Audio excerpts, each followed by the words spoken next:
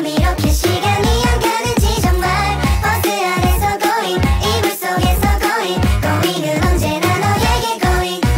Assalamualaikum warahmatullahi wabarakatuh. Perkenalkan, nama saya Amelia Aras.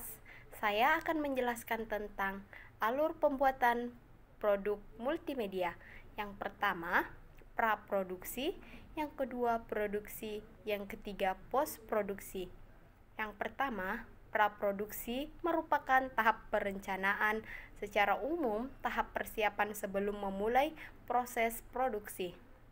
Penyampaian konsep. Dalam penyampaian konsep dapat melakukan dengan presentasi dan diskusi bersama. Nantinya akan didapat konsep yang paling disetujui bersama, mulai dari desain, tempat, anggaran, dana, dan lain-lain. Desain. Tahap desain ini merupakan tahap awal rancangan desain. Perlu dimusyawarahkan hingga mencapai kesepakatan bersama. Assalamualaikum warahmatullahi wabarakatuh. Perkenalkan, nama saya Asril. Sini saya akan melanjutkan penjelasan dari teman saya. Praproduksi, penjadwalan, melakukan deadline yang diperlukan agar produk selesai tepat waktu. Misal, minggu pertama tahap ini harus sudah selesai, minggu kedua tahap selanjutnya, dan seterusnya. Menentukan anggaran. Tahapan ini merupakan tahapan yang paling penting dalam pembuatan produksi. Pasalnya, tanpa adanya anggaran, produksi tidak dapat berjalan.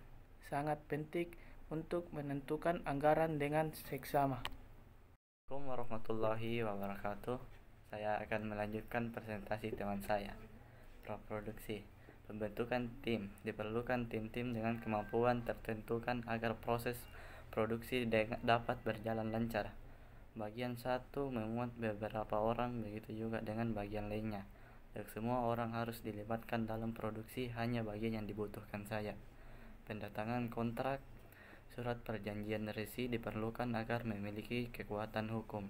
1 lembar untuk developer dan konsumen mendapat minimal 20% uang pengerjaan dari jumlah total. Kenalkan, nama saya Andi Alisa Cinta. Produksi. Tahap produksi merupakan tahap ketika proyek multimedia dirender (dibuat) dengan menggunakan software multimedia untuk menghasilkan produk multimedia uji coba. Pemrosesan materi. Materi yang menjadi konsep sudah mulai diproses. Materi yang dibuat telah disetujui klien dan sesuai dengan format serta tujuan. Pengintegrasian materi. Selanjutnya, materi tadi diolah dalam sebuah atau beberapa software yang mendukung. Hal ini perlu dilakukan untuk pembuatan produk. Perkenalkan, nama saya Haisya. Produksi menentukan desain utama setelah rancangan desain pada tahap produksi. Saatnya menentukan desain yang paling utama. Nantinya desain tersebut akan dijadikan sebagai desain yang akan digunakan. Pembuatan versi alpha. Versi alpha ini merupakan versi pertama sebelum mengalami versi secara keseluruhan.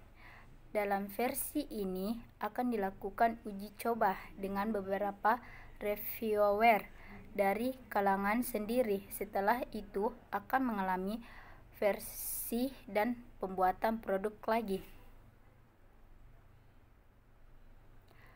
Post produksi. Setelah proses produksi, maka akan dihasilkan produk yang siap dibuat secara massal. Tahap ini merupakan tahap akhir dalam proses produk multimedia. Nama saya Veronica Firais Putri. Post produksi, pengujian versi beta. Tahap ini merupakan pengujian setelah adanya versi alpha. Setelah mengalami pengujian versi beta, masih ada kemungkinan adanya revisi dan evaluasi berulang-ulang. Evaluasi. Tahap ini dilakukan untuk menganalisis kekurangan dalam pengujian versi sebelumnya. Setelah mengetahui kekurangan dari produk, akan dilanjut proses revisi.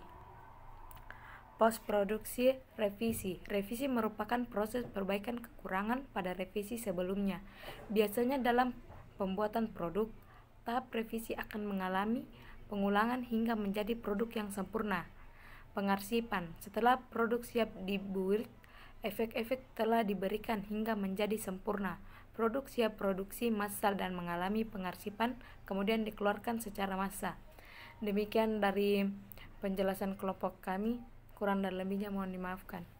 Terima kasih.